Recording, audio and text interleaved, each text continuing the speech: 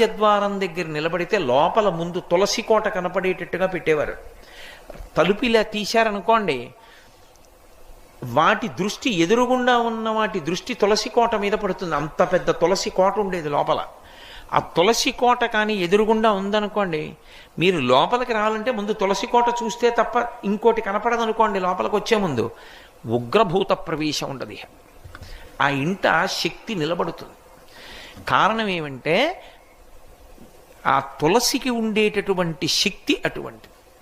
కాబట్టి ఆ తులసి గురించి చెప్తూ ఒక మాట అంటారు.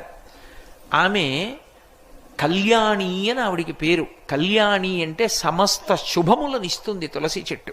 అలాగే సమస్త భద్రములనిస్తుంది తులసి చెట్టు. అందుకే ఇప్పటికీ ప్రాణోత్క్రమణం అయిపోతోంది, ఆయనంతా ఆయన తులసి కోట దగ్గరికి వెళ్ళకపోతే కనీసం తులసి నీళ్లు పొయ్యండి అని తులసి నీళ్లు పోస్తారు.